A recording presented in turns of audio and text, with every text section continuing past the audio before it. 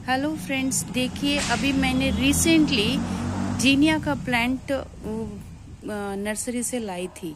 और अगर मैं इसे वाटरिंग करूं दिन में 2 बार तो ये बहुत अच्छी तरह से रहता है। इसके पत्ते बहुत खिलते रहते हैं, फ्लावरिंग होती रहती है। लेकिन आज थोड़ी धूप ज़्यादा थी और मैंने सिर्फ एक बार ही वाटरिंग की है तो इसकी पत्तियां देखिए किस तरह से मुरझा गई है।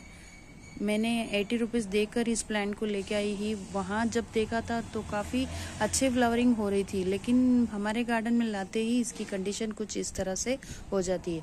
तो चलिए देखते हैं इसका कारण क्या है और हम इसे फिर कैसे रीग्रोथ करते हैं रिपोर्टिंग की तरफ से, और इसमें कौन सा फर्टिलाइज़र मैं ऐड करने वाली हूँ।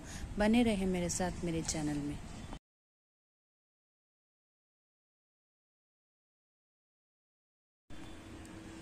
Hello plant lovers, welcome to my channel IB garden.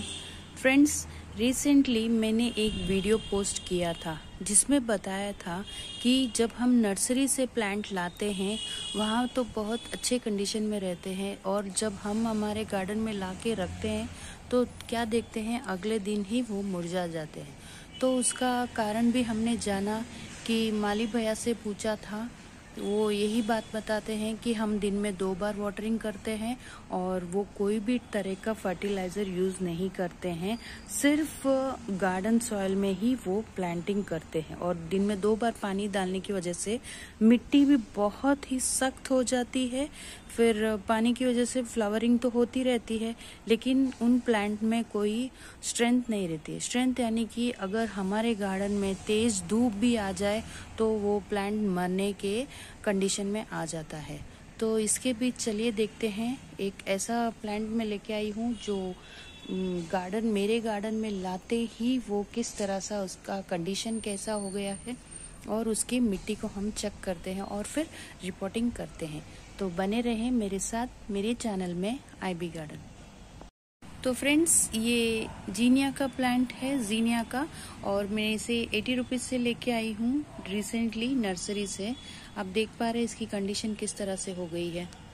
तो यही एक रीज़न है जो नर्सरी वाले रहते हैं माली भैया, वो दिन में 2 बार इसे वाटरिंग करते हैं। और जब हम इसके मिट्टी के बारे में बात करूं तो ये देखिए मैंने कुछ एक नुकीली चीज़ ली है, और इसके अंदर अगर मैं डालना भी चाहती हूँ, ये देख पा रहे हैं आप क्या इतनी सख्त होती है हमारे गार्डन के प्लांट्स की मिट्टी। मैं मेरे गार्डन में कोई भी एक रैंडम एक पौधे की मिट्टी चेक करूंगी। जैसे अब ये जीजी वाला प्लांट है, इसकी मैं मिट्टी चेक करूंगी, ये देखिए फ्रेंड्स। और यहाँ पर एक रबर प्लांट है, इसकी मिट्टी मैं चेक करूंगी, ये देखिए फ्रेंड्स किस तरह से खुरपी इजीली ही इंसर्ट हो रही है। हालांकि जब अगर इस प्लांट की अगर मैं मिट्टी चेक करूं,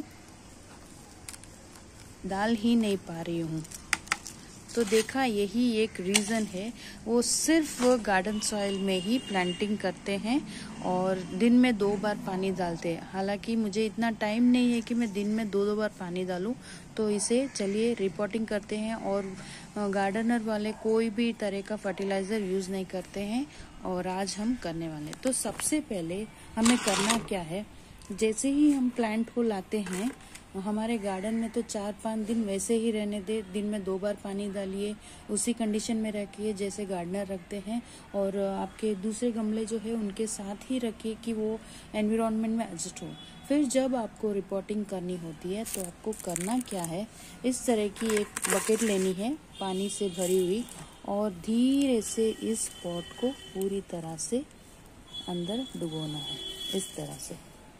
अब आप देख पा रहे ड्रेनेज होल से जितना भी पानी अगर इस प्लांट्स के रूट्स लेना चाहते हैं या ये मिट्टी सोख करना चाहती है तो सारा प्लांट पानी ले लेगा। आप देख पा रहे धीरे धीरे से किस तरह से पानी ऊपर आ रहा है ड्रेनेज होल से। तो जब तक ये पूरी मिट्टी गीली नहीं हो जाती है, हम फर्टिलाइज़र यानी कि सॉइल मीडिया को तैयार कर लेते हैं। तो फ्रेंड्स, सबसे पहले हम सॉइल मीडिया की तैयारी कर देते हैं। यहाँ पर मैंने लिया है गार्डन सॉइल। गार्डन सॉइल मैंने अलग ही लिया है, मेरे गार्डन का लिया है। उस प्लांट का जीनिया के जो पॉट में था वो नहीं लेने वाली हूँ। अब जैसे मैंने इस तरह से भिगो के छोड़ा है तो वो पूरा सॉगी हो गई मिट्टी, उस मिट्टी को मैं नहीं लेने वाली हूँ। कभी और अगले गमले में अलग प्लांट में भी यूज़ कर दूँगी। फिलहाल मैंने यहाँ पर गार्डन सॉइल लिया हुआ है। अब इसके अंदर जाएगा मेरे गार्डन सॉइल में थोड़ा एक 20% तक मैं कोकोपीट लेने वाली हूँ। बहुत ही ज़रूरी है फ्रेंड्स कोकोपीट का लेना। प्लांट्स में एक नमी सी रहती है, तो यही कारण है कि वो गार्डनर यानी कि माली भैया रहते हैं वो नहीं डालते, बिकॉज उनको ज़्यादा कॉस्टली हो जाता है। हम प्लांट लाते हैं 80-60 रुपीज़ से, और अगर ज़्यादा शो प्लांट है तो मान लो 200-300। अगर वो लोग वर्मी कंपोस्ट कोकोपीट सब डालेंगे तो उनको बहुत कॉस्टली हो जाता है प्लांट। ठीक है, तो मैंने पहले ले लिया कोकोपीट। अब नेक्स्ट आता है सबसे इम्पोर्टेंट और मेरा favourite, bone meal. Bone meal हम क्यों लेते हैं? रूट को बाउंस करने के लिए और काफ़ी कैल्शियम प्रोवाइड करने के लिए है प्लांट्स के लिए हम बोन मिल ले रहे हैं। और इसके अंदर जाता है जो प्लांट्स का बहुत ही खास है, वर्मी कंपोस्ट। वर्मी कंपोस्ट भी कुछ 10% जितना मैं ले रही हूँ। अब इसके अंदर जाती है नीम की खली। नीम की खली का इस्तेमाल मैं क्यों करती हूँ? कोई भी पेस्ट वगैरह ना हो तो इसका भी इस्तेमाल करना बहुत ही ज़रूरी है। अब जैसे कि आपने देखा है जीनिया का एक फ्लावरिंग प्लांट है, तो फ्लावरिंग अच्छी तरह से हो तो मैं इसके अंदर थोड़े से DAP के दाने भी ऐड करने वाली हूँ। ठीक है, अब ये हो गया है एकदम परफेक्ट सॉइल मीडिया।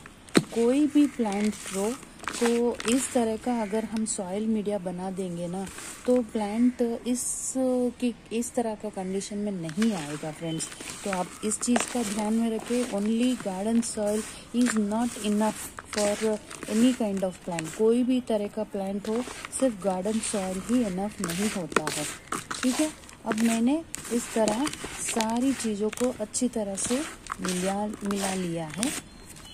मेरे पास एक इस तरह का 6 इंच का एक पॉट है और ड्रेनेज होल्स पर मैं इस तरह के आजकल इस तरह के नेट्स रखती हूँ। आप कुछ भी रख सकते हो, पत्थर भी रख सकते हो, या फिर कोकोनट के शेल्स जो मैं पहले रखती थी अब भी रखती हूँ। इस तरह से पहले थोड़ी सी मिट्टी को मैं इस तरह से डाल दूँगी। देख पा रहे हैं मेरे मिट्टी में आपको इस तरह के वॉर्म्स भी दिखाई देंगे। ठीक है, अब देखिए फ्रेंड्स, इस पानी के अंदर पिघे हुए काफ़ी वक्त हो गया है। आप देख पा रहे हैं मिट्टी बहुत सॉगी हो गई है। अब इस प्लांट को मैं इसमें से निकाल देती हूँ। आप देख पा रहे हैं निकल भी नहीं रहा। इसका मतलब कितनी गट है इनकी मिट्टी, मतलब पौधा कहाँ से जिएगा, इसकी रूट कहाँ से फैलेगी जब इस तरह का कंडीशन रहता है प्लांट में, है ना। काफ़ी बुरी कंडीशन रहती है। तो मैं इस प्लांट को थोड़ा अच्छी तरह से यूँ धो लेती हूँ। रूट्स तो काफ़ी अच्छी है, लेकिन प्लांट ऑलमोस्ट, अगर मैंने इसे अभी 2-3 दिन अगर मैंने रिपोर्टिंग ना की होती तो ये प्लांट शायद मर भी जाता था। क्योंकि जो नर्सरी वाले रहते हैं उस तरह का हम मतलब दिन में 2-2, 3-3 बार, अगर 1-2 पौधा है तो ठीक है पानी डाल सकते हैं। मेरे गार्डन में तो कम से कम 200 से 300 प्लांट है, कितनी बार मैं पानी दूँ? और जब बारिश सीज़न होता है तो मैं कम से कम 2-4 दिन पानी देती ही नहीं पौधों को। लेकिन ये जो गार्डनर रहते हैं ना, नर्सरी वाले, वो तो चाहे कौन सा भी क्लाइमेट हो, कुछ भी हो, बारिश हो या धूप हो, वो तो पानी डालते रहते हैं पौधों पर। उनको तो सेल करना है, उनका तो बिजनेस रहता है इस तरह से। तो अब देखती हूँ 2 दिन के बाद किस तरह से ये प्लांट ग्रो होगा। और ये जीनिया का जो प्लांट है इसे हम इजीली प्रोपोगेट भी कर सकते हैं, लेकिन फ़िलहाल अभी ये स्ट्रेस में है ये प्लांट। 2-4 दिन इसकी कंडीशन देखती हूँ किस तरह से ये ग्रो कर रहा है, क्या मेरे इस गार्डन में या फिर सॉइल मिक्स में ये बराबर से रिस्पॉन्स कर रहा है या नहीं कर रहा है, वो मैं देखूँगी। फिर इसकी अच्छी तरह से देखभाल करके प्रोपोगेट करूँगी। फ़िलहाल आप भी अगर नर्सरी से कोई भी पौधा लाए तो ध्यान में रखें विद इन 1 वीक में आपको उसे रिपोर्टिंग करना है, वरना इस तरह का हाल हो जाएगा। फिर आप कहेंगे ये तो प्लांट खराब हो गया और इसे फेंकना ही पड़ेगा। लेकिन आप इस तरह की गलती ना कीजिए। और ये देखिए, ये सॉइल आप देख पा रहे हैं कितनी सख्त है मिट्टी, इसमें कैसे कोई प्लांट ग्रो होगा। अब इस मिट्टी को मैं ध्यान रखूंगी, फिर इसके अंदर और अप्रोप्रिएट एसेंशियल्स ऐड करके बराबर कर दूंगी। फिलहाल ये मेरा जीनिया का प्लांट है, थोड़े दिन इसे छांव में ही रखूंगी, अब धूप में नहीं रखूंगी अंटिल ये प्रॉपर ग्रोथ नहीं करेगा। So thank you friends for watching my video. Stay connected with my channel IB garden. Happy gardening friends.